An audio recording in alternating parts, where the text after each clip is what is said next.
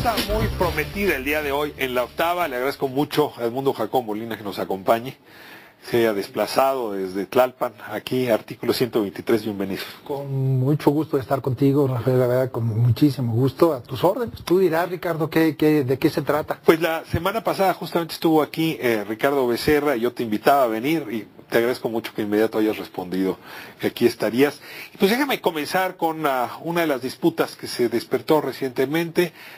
Decían legalidad y otros decían pertinencia de tu reelección como secretario ejecutivo. Me encantaría oír de viva voz tu argumento, porque cuando te lo plantearon supongo que te habrás hecho preguntas antes de aceptar.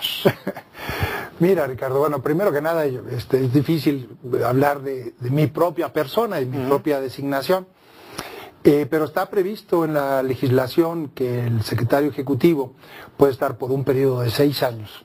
Y en caso de que así lo decida el Consejo General, que es el que nombra al secretario ejecutivo, prolongarse esa encomienda por 6 años más, cosa que sucedió en esta... ¿Cuántos años duró el primer mandato? El primer mandato... En el IFE. En el IFE, bueno, yo entré al IFE el 5 de junio del 2008. Y al momento en que se transformó del IFE al INE, que fue en abril, el 4 de abril del 2014. En ese momento, bueno, la sesión siguiente del Consejo General, que fue el 10 de abril del 2014, los consejeros me nombraron como secretario ejecutivo del INE ahora, que era otra institución, es decir, yo empezaba un nuevo periodo por 6 años más. O sea, fuiste 6 años secretario ejecutivo del IFE, 6 años secretario ejecutivo del INE, y ahora serían otros 6 años de nuevo, digamos, de este nuevo mandato. ¿Sí? Hay quien dice, eso no se valía, porque no es cierto que sean 2 instituciones, sino es la continuación de la misma. No, tan se vale que veamos el caso de algunos de los consejeros. O sea, hay 3 consejeros que están actualmente en el INE, que fueron consejeros del IFE en su momento, ¿no? Por ejemplo, el caso de Benito Nasif y Marco Baños.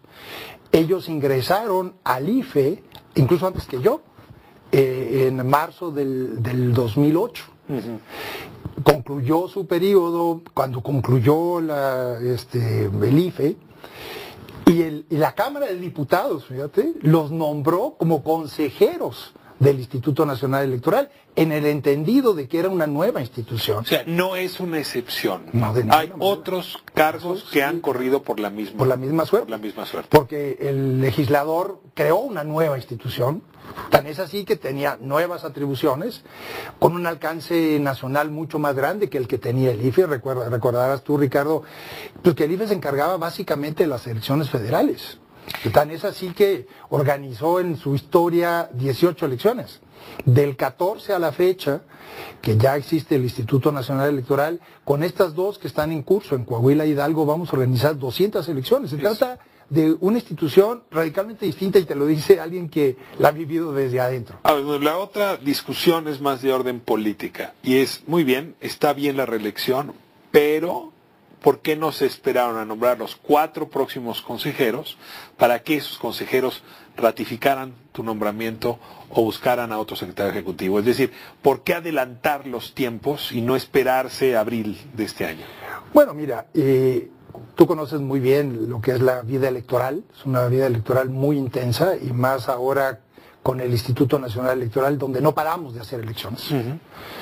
Y una de las bases fundamentales de que lo electoral no sea un problema en este país como lo era hace 30, 35 años, es justamente el darle continuidad a la operación de la institución y a construir un servicio civil de carrera muy, muy fuerte, que es justamente lo que le da la estabilidad a la institución, con cuerpos profesionales muy, muy probados, con mucha experiencia, que sistemáticamente están sujetos a evaluación incluso de su desempeño, que entran a su puesto por concurso y pueden perderlo en el propio desempeño de su tarea.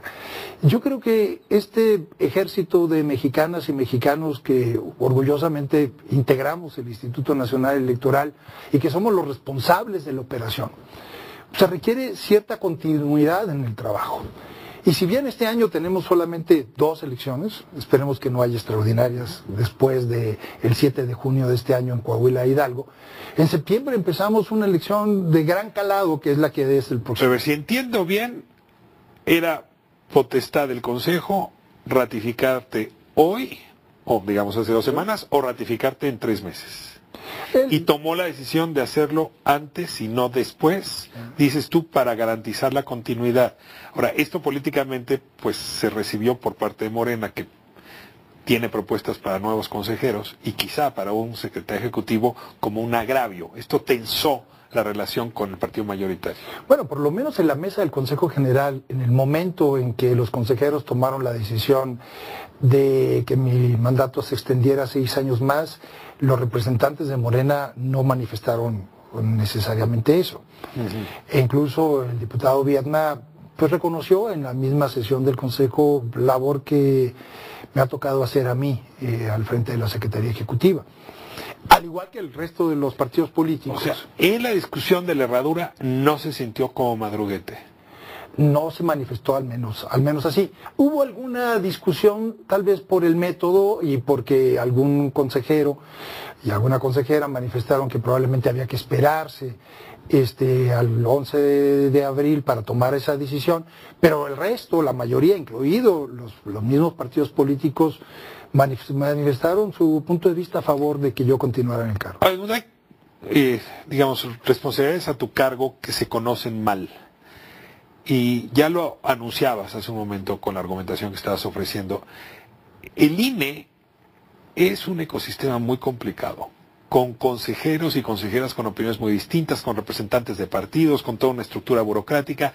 Yo creo que vale la pena que cuentes un segundo qué hace la Secretaría Ejecutiva. Porque a final de cuentas, si esa institución ha salido adelante, es porque hay una oficina donde no se hace política, sino donde se operan elecciones, que parecía raro, pero son 2 cosas distintas. Y entiendo que esto es lo que ha merecido respeto por parte de tiros y troyanos, incluido mucha gente morena, habría que decir. Pues mira, Ricardo, gracias por el comentario. La verdad pierdo la cuenta, en la misma 41 constitucional está el conjunto de atribuciones que tiene el secretario ejecutivo, igual que en la LEGIPE. Y el abecedario no alcanza para enumerarlas. Los legisladores tuvieron que hacer de la A a la Z y luego doble A, doble B, doble C. Es una enorme cantidad de atribuciones que tiene la Secretaría Ejecutiva. Pero fundamentalmente yo diría que son 3. Primero es el representante legal de la institución. Es el responsable de la operación del instituto. Solamente hay 3 direcciones que no dependen de la Secretaría, que es Comunicación Social, que es Relaciones Internacionales y una oficina de género. El resto de las oficinas dependen de la propia Secretaría. Al igual que todas las dependencias desconcentradas de la institución. Tú sabes bien que tenemos una oficina por cada estado y una oficina por cada distrito. Eso hace 332 oficinas al menos, sin contar los 1000 módulos que tenemos para credencialización en todo el país. Esa es otra de las tareas que tiene el secretario ejecutivo. Además, el secretario es el secretario del Consejo. O sea, la mayoría de los proyectos de resolución, de acuerdos que se llevan al Consejo General pasan por la Secretaría Ejecutiva y por las propias comisiones que integran los consejeros electorales. Pero en buena medida los insumos que van a esas comisiones, pues los generan las áreas operativas de la institución. Además, el secretario ejecutivo es el secretario de la Junta General Ejecutiva, que es donde está el conjunto de los directores de oficinas centrales y lo preside el consejero presidente, el doctor Lorenzo Córdoba. En fin, este cargo se nombra por mayoría de consejeros. Al menos 8 votos. Bueno, voy a decir una cosa que es no es un secreto a voces, es una verdad a voces. A los consejeros los nombran los partidos. Ese ha sido, yo creo, la gran tragedia. Tendremos que encontrar algún día un método donde no haya consejeros que hayan surgido para el PRI, para el PRD, para el PAN, que ha habido excepciones. Pero es muy evidente ya para estas alturas cómo algunos consejeros a lo largo de la historia han jugado para los partidos. Sin embargo, necesitan juntarse todos los consejeros para nombrar al secretario ejecutivo. Es decir, no hay manera de decir que el secretario ejecutivo responde a un partido, sino a todos. De todos es el más árbitro, pues, en ese sentido. Mira, Mi experiencia a lo largo de todos estos años es que si bien las propuestas que se han llevado de consejeros a la Cámara de Diputados para que se resuelva, que también por cierto es una decisión de mayoría calificada, si no tiene, aunque pueda provenir la propuesta de alguna de las partes, requiere también del acuerdo de Ahora sí se ha construido la mayoría calificada, es decir, te doy calificada si tú pones a los míos y yo a la vez soy recíproco. Pues. Sí, pero requiere de todos modos un acuerdo. Cuando no lo ha habido, es que hemos tenido problemas con el árbitro. O sea, lo fundamental es que el árbitro sea creíble para aquellos jugadores en el juego electoral. Y yo creo que estas mayorías calificadas justamente lo que hacen es bajarle ese nivel de partidización de las propuestas. Te lo voy a decir de otra manera. Cuando platicaba con algún viejo funcionario electoral del continente, y platicábamos justamente sobre este tema, me decía, ¿y ustedes por qué se asustan? En mi país es absolutamente transparente quién propuso a cada quien. Y eso está bien porque se cuidan unos a otros. Y así es el cuidado del sistema electoral y los equilibrios correspondientes. Pero a ver, aquí necesito entrar a dos temas que nos ayudarían a ir cerrando la conversación. En la época de José Woldenberg, sí se señaló a Felipe Solís Acero como de ser un secretario ejecutivo priista. Y dada su actuación posterior, pues es difícil negarlo. Desde entonces no ha habido un secretario ejecutivo que pueda ser señalado como parte de un partido. Y eso podría venir en el futuro. Es decir, si ingresan 4 consejeros de Morena, podría temerse, hay desconfianza, que hubiese un secretario ejecutivo puesto por la mayoría. ¿Por eso se adelantó el nombramiento o la reelección de Edmundo Jacobo? Mira, yo creo que, primero, recuerda, quienes lleguen van a llegar el 4 de abril. Yo terminaba mi gestión el 10 de abril, una semana después. Procesar un acuerdo de esta naturaleza pues no es precisamente fácil. Yo creo que adelantar justamente para sortear eso, creo que le da continuidad al proceso. Y además, insisto, en la misma mesa del Consejo donde se tomó la decisión sobre mi designación, no hubo un cuestionamiento al respecto de lo que a mí me compete, que es justamente la operación, la organización de las elecciones. Que eso es lo que a mí me corresponde. Otras cosas no necesariamente están propiamente en mi cancha como tal.